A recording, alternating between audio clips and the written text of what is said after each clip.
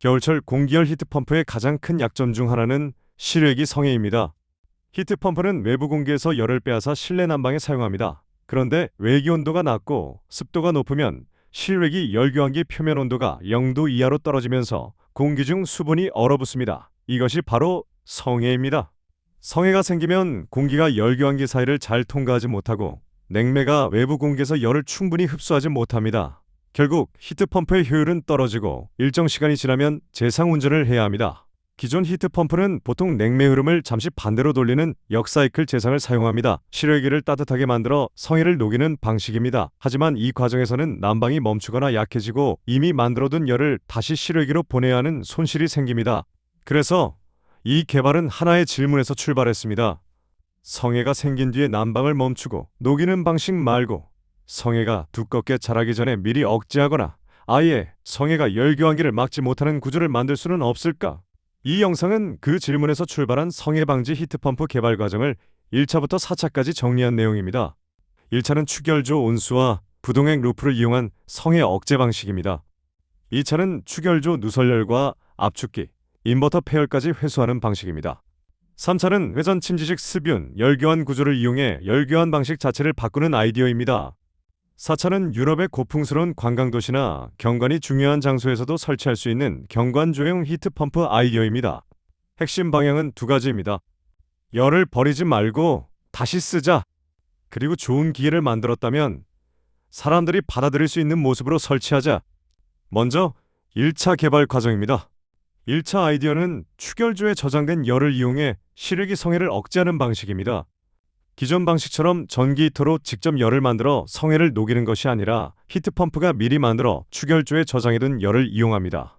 축열조에는 온수가 저장되어 있고 이 온수의 열은 보조 열교환기를 통해 부동액으로 전달됩니다. 따뜻해진 부동액은 실외기 열교환기에 설치된 별도의 방빙용 관을 따라 순환합니다. 이 부동액 루프는 열교환기 전체를 무조건 뜨겁게 만드는 것이 아닙니다. 성해가 잘 생기는 부분, 공기 유입부, 하부 배수부, 냉매 증발이 강한 구간 등을 선택적으로 따뜻하게 해주는 것이 목적입니다. 이렇게 하면 성해가 두껍게 자라기 전에 억제할 수 있고 이미 얇게 생긴 성해도 빠르게 녹여 배수시킬 수 있습니다. 이 방식이 전기 히터보다 유리할 수 있는 이유는 열을 만드는 방식의 차이 때문입니다. 전기 히터는 전기1을 넣으면 열 1을 만드는 직접 가열 방식입니다. 즉 COP가 거의 1에 가깝습니다. 반면 축열조의 열은 히트펌프가 COP3 내외로 만들어둔 열일 수 있습니다. 예를 들어 전기1을 사용해 열 3 정도를 축열조에 저장할 수 있다면 그 열의 일부를 성해 방지에 사용하는 것이 직접 전기 히터를 쓰는 것보다 유리할 가능성이 있습니다. 물론 실제 절감률은 외기 온도, 축열조 온도, 부동액 순환량, 성해 발생 조건에 따라 달라집니다. 그래서 정확한 수치는 실험으로 검증해야 합니다. 하지만 방향은 분명합니다. 성해가 생긴 뒤 난방을 멈추고 녹이는 것이 아니라 축열조 열을 부동액 루프로 보내 성해가 두껍게 자라기 전에 미리 억제하는 것입니다. 이것이 1차 개발의 핵심입니다. 다음은 2차 개발 과정입니다. 1차에서는 축열조에 저장된 열을 이용했습니다. 그런데 생각해보면 히트펌프 시스템 안에는 이미 버려지는 열이 많습니다. 축열조는 아무리 단열을 잘해도 열이 조금씩 외부로 새어나갑니다. 압축기는 냉매를 압축하면서 열을 발생시키고 인버터와 제어부도 전력 변환 과정에서 열을 발생시킵니다. 기존 구조에서는 이런 열이 대부분 쓸모없는 폐열처럼 취급됩니다. 외압 내부를 데우다가 결국 외부로 버려지는 열입니다. 그래서 2차 아이디어는 여기서 출발했습니다. 어차피 버려지는 열이라면 이 열을 실외기 성해 방지에 다시 사용할 수 있지 않을까? 2차 구조에서는 외부의 차가운 공기가 바로 열교환기로 들어가지 않습니다. 먼저 축열조 주변과 기계실 주변을 지나가도록 공기 통로를 만듭니다. 외부 공기는 축열조 주변을 지나면서 축열조에서 새어나오는 누설열을 흡수합니다. 그 다음 압축기, 인버터, 제어부가 있는 기계실 주변을 지나며 추가 폐열을 흡수합니다. 이렇게 약간 예열된 공기가 실외기 열교환기로 들어갑니다. 공기 온도를 크게 올리는 것이 목적은 아닙니다. 핵심은 열교환기 표면이 너무 급격하게 차가워지는 것을 줄이고 성해가 생기는 조건을 조금이라도 약하게 만드는 것입니다. 처음에는 축열조와 열교환기를 나란히 배치하는 수평형 구조를 생각할 수 있습니다. 구조는 비교적 단순하지만 설치 면적이 커질 수 있습니다. 그래서 다음으로 수직형 일체형 구조를 생각하게 됩니다. 수직형 구조에서는 하부에서 외부 공기가 들어오고 이 공기가 축열조 주변을 따라 위로 올라갑니다. 그 과정에서 축열조 누설열을 회수하고 기계실 구간에서 압축기와 인버터 폐열을 흡수한 뒤 상부 또는 측면의 열 교환기를 통과해 외부로 배출됩니다. 이 방식은 축열조, 압축기, 인버터, 열 교환기를 하나의 외양 안에 넣기 쉽고 제품화할 때 설치 면적도 줄일 수 있습니다. 여기에 또 하나의 아이디어가 들어갑니다. 바로 자동 개폐형 팬 덮개입니다. 일반 실외기는 운전하지 않을 때도 열교환기가 외부 한파에 그대로 노출됩니다. 압축기가 멈춰있는 동안에도 차가운 바람, 눈, 안개, 습기가 계속 들어오면 열교환기 표면은 더 차가워지고 정지 중에도 성해가 심해질 수 있습니다. 그래서 팬 상부나 배기구에 자동 덮개를 설치합니다. 운전 중에는 덮개가 열려 공기가 정상적으로 흐릅니다. 하지만 압축기가 멈추거나 대기 상태가 되면 덮개가 닫힙니다. 덮개가 닫히면 외부의 찬 공기가 실외기 내부로 계속 들어오는 것을 줄일 수 있습니다. 동시에 축열조 누설열, 압축기 잔열, 배관 잔열이 내부에 조금 더 오래 머물게 됩니다. 이 잔열은 정지 중 성해 성장을 억제하거나 이미 얇게 생긴 성해를 천천히 녹이는데 도움을 줄 수 있습니다. 2차 개발의 핵심은 이 문장으로 정리할 수 있습니다. 버려지는 열도 다시 쓰자. 축열조 누설열, 압축기 폐열, 인버터 폐열을 회수해 열교환기 유입 공기를 예열하고 성해 발생 조건을 완화하는 것입니다. 다음은 3차 개발 과정입니다. 1차와 2차는 성해를 줄이거나 생긴 성해를 더 효율적으로 녹이는 방향이었습니다. 그런데 더 근본적으로 생각해보면 기존 실외기 구조에서는 성해가 생길 수밖에 없습니다. 왜냐하면 차가운 냉매 코일과 금속핀이 습한 외기와 직접 만나기 때문입니다. 열교환기 표면 온도가 0도 이하로 내려가고 공기 중 수분이 그 표면에 닿으면 성해가 생깁니다. 그렇다면 질문을 바꿔볼 수 있습니다. 성해를 잘 녹이는 기술 말고 성해가 열교환기를 막지 못하는 구조는 없을까? 여기서 3차 아이디어가 시작됩니다. 핵심은 직접 열교환을 간접 열교환으로 바꾸는 것입니다. 기존 방식은 공기와 냉매가 직접 열교환합니다. 하지만 3차 방식은 중간에 부동액을 둡니다. 즉, 공기는 부동액 액막과 열교환하고 냉매는 부동액과 열교환합니다. 구조를 단순히 표현하면 이렇게 됩니다.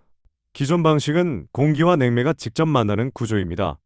3차 방식은 공기, 부동액 액막, 냉매가 순서대로 열을 주고받는 구조입니다. 냉매와 외기를 직접 만나게 하지 않는 것입니다. 그러기 위해 생각한 것이 회전 침지식 습윤 열교환체입니다. 열전도가 좋은 금속 메쉬를 두루마리처럼 감아 원통형 드럼을 만듭니다. 이 드럼의 아래쪽 일부는 부동액에 잠기고 드럼은 천천히 회전합니다.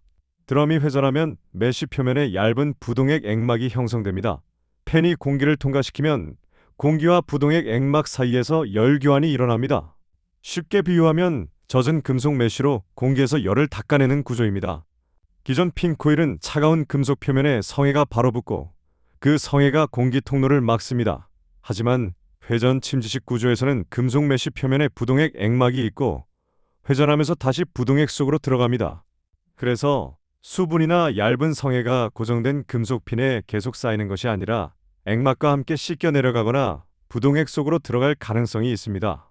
즉, 냉매 코일 자체의 직접 착빙 위험을 줄이고 성해가 공기 통로를 막는 구조를 완화하는 것입니다. 하지만 습윤 열교환체에는 새로운 문제도 있습니다. 부동액이 바람에 날아갈 수 있다는 점입니다. 이를 줄이기 위해 생각한 것이 유자 공기 유로입니다. 공기가 회전 드럼을 지나면서 바로 외부로 빠져나가는 것이 아니라 흐름을 한번 꺾어 유자 형태로 이동하게 합니다. 그러면 무거운 액정은 관성 때문에 하부로 떨어지고 부동액은 다시 회수됩니다.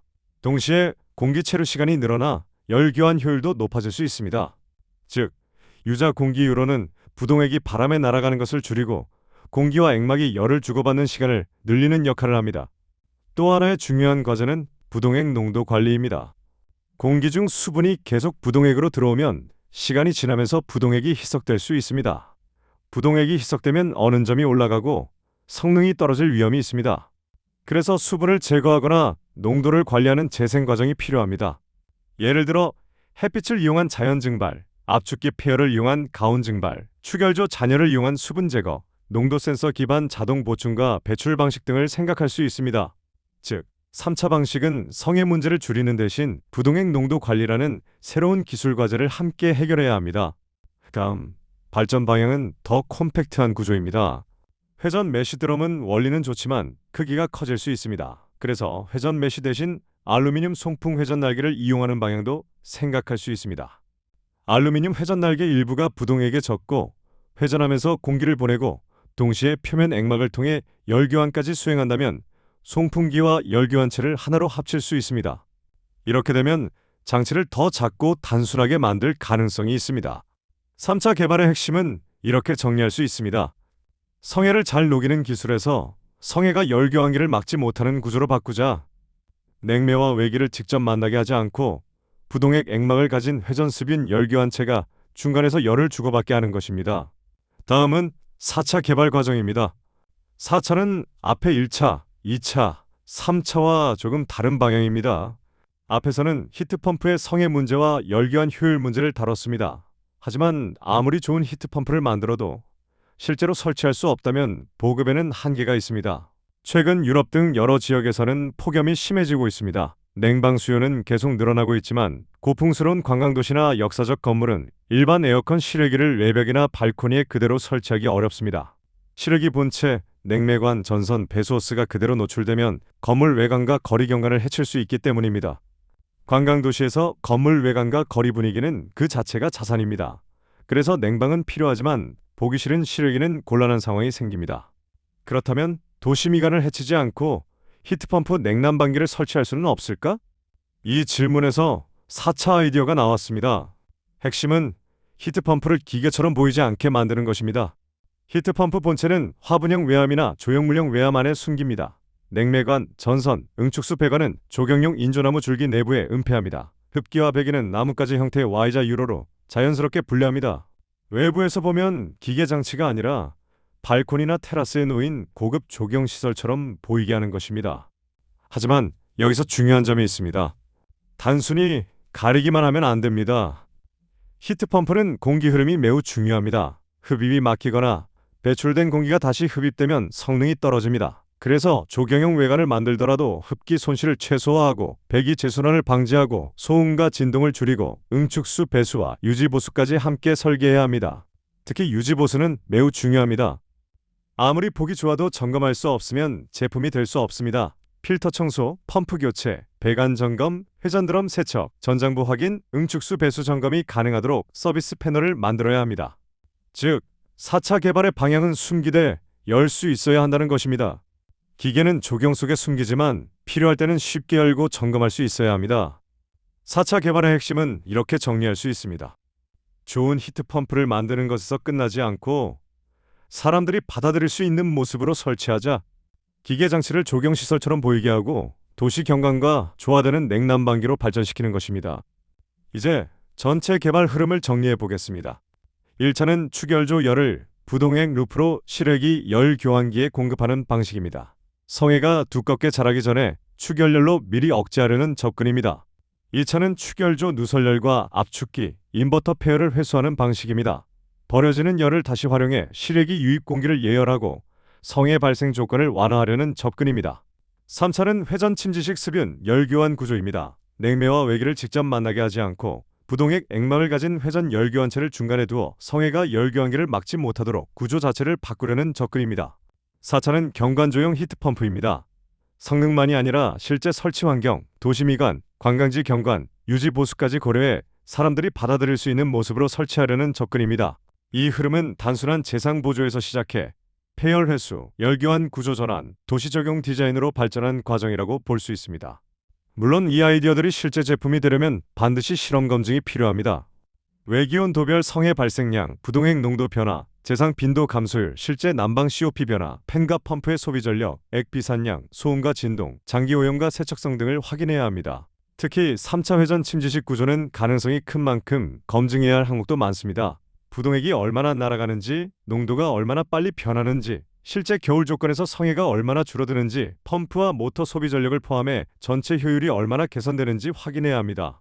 또 4차 경관조형 히트펌프는 실제 설치 환경에서 흡기와 배기가 잘 분리되는지, 소음이 기준 이하로 유지되는지, 유지 보수가 쉬운지, 도시 경관 규정에 맞게 적용할 수 있는지도 검토해야 합니다.